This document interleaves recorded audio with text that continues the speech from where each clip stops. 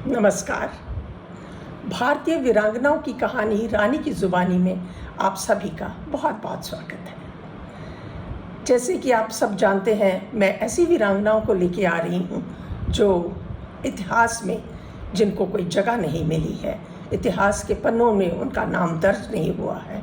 मैं ऐसी महिलाओं को, उन्होंने जो अपने बलिदान दिया, अपने प्राण निछावर कर दिया अपने देश के लिए, उन सबको मैं एक एक करके आप सभी के समक्ष रख रही हूँ, ताकि हमको उनके जो उन्होंने अपना बलिदान दिया उसकी हमको जानकारी रहे कि इन लोगों ने हमारे लिए, अपने देश के लिए, इस मातृभूमि के लिए क्या क्या किया। स्वतंत्रता संग्राम में हमारे देश में अनगिनत वीरों ने, सपूतों ने भाग तो लिया और उन्होंने अपने प्राणों की आहुति भी दी, लेकिन हम इस लड़ाई में महिलाओं पीछे नहीं रही, वो भी बढ़ चढ़कर आगे आईं और उन्होंने अपना योगदान दिया। ये वीर महिलाएं स्वतंत्रता सेनानी को अंदर और बाहर से भरपूर समर्थन करती थी और चाहे कुछ भी हो, वो उनके लिए कुछ भी करने को हमेशा तैयार रहती थी और तत्पर रहती थी। चाहे उनका भोजन हो, वो ऐसी ऐसी जगहों में, हमारे जो स्वतंत्रता सेनानी थे, क्रांतिकारी थे, वो छुपे हुए थे और वहाँ तक भोजन पहुँचाना, संदेश पहुँचाना और अन्य सामग्री पहुँचाना और हथियार पहुँचाना, ये काम हमारी महिलाएं बहुत गुप्त रूप से करती थी।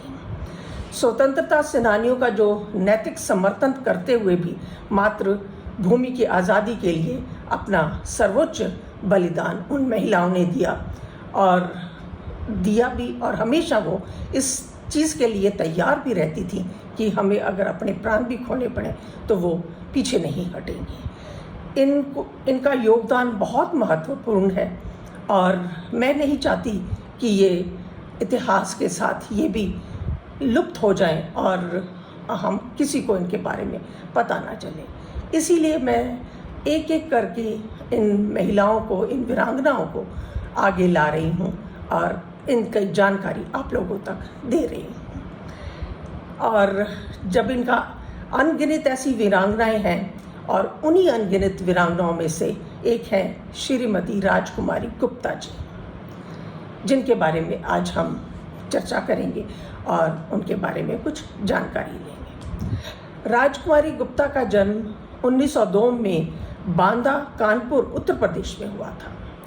राजकुमारी बचपन से ही देश प्रेम की भावना रखती थी तथा दृढ़ निश्चय थी। वह सुभाष चंद्र बोस और गांधी जी की बातों से, उनके विचारों से बहुत प्रभावित हुई थी। उनका विवाह मदन मोहन गुप्ता से हुआ और वो भी, जो मदन मोहन गुप्ता थे, वो चंद्रशेखर आज़ाद के साथ मिलकर काम करते थे और वो भी एक क्रांतिकारी थे। पति के द्वारा किए जाने वाले सभी कार्य में राजकुमारी अपना सहयोग देती और उनका एक ढाल बनके उनके साथ खड़ी होती और गुप्त रूप से क्रांतिकारियों की वो मदद करती रहती थी। और उनकी जो जरूरी सूचनाएं थीं और संदेश थे, यहाँ तक कि हथियार भी, वो उन तक पहुँचाने का कार्य में हमेशा लगी रहती थी। चंद्रशेखर आज़ाद की Hindustan socialist Republican association party थी, जिसकी वो सदस्य बने। जब उन्होंने देखा कि ये अपने प्राणों की कोई परवाह नहीं करती और क्रांतिकारियों की इतनी मदद करती है, तो उन्होंने उनको सदस्य बनाया।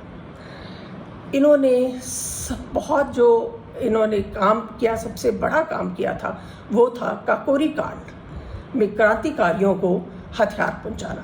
जैसा कि आप सब जानते हैं कि काकोरी कांड, जिसमें अंग्रेजी खजाने को ले जा रही एक रेलगाड़ी, जिसमें अंग्रेजी खजाना जा रहा था, और इन्होंने एक योजना बनाई और उसको लूटने की उन्होंने पूरा प्रयास किया और लूटा।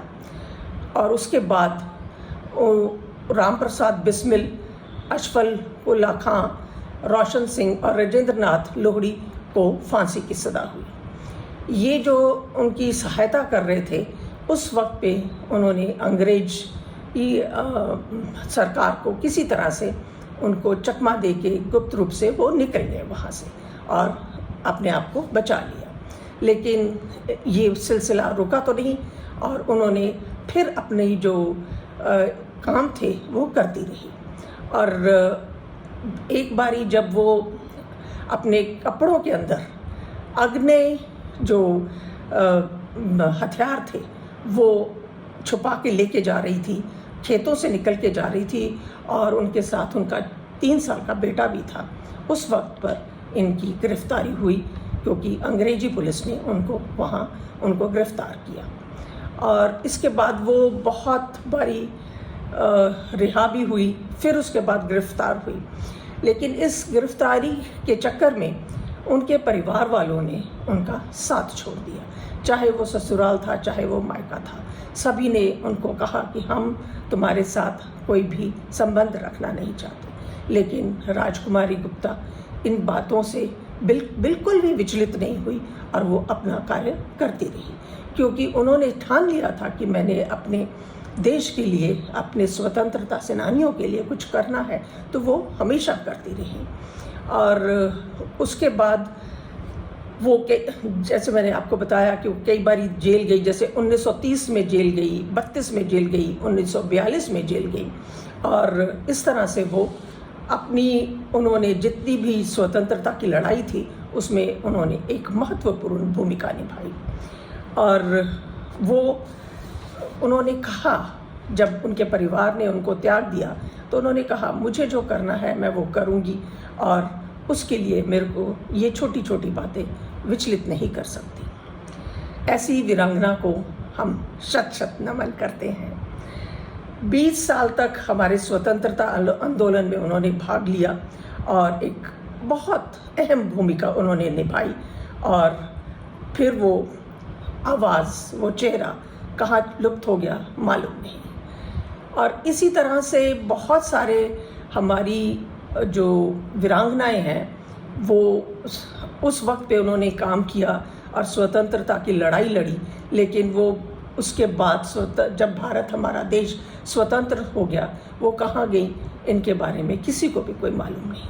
तो ऐसी वीरांगनाओं को जिन्होंने अपने प्राणों की परवाह न कर अपने जो उनको काम सौंपा गया वो उन्होंने किया। और ये हमारे लिए एक बहुत बड़ी प्रेरणा है और ये हमारे अनमोल खजाने हैं जो हमको स्वतंत्रता सेनानी के रूप में मिले हैं। और ऐसे ही स्वतंत्रता सेनानियों को मैं शत शत नमन करती हूँ। अगले श्रृंखला में एक ऐसी ही और स्वतंत्रता सेनानी के साथ आप लोगों के समक्ष हाजिर होंगी। तब तक के लिए नमस्कार, धन्यवाद।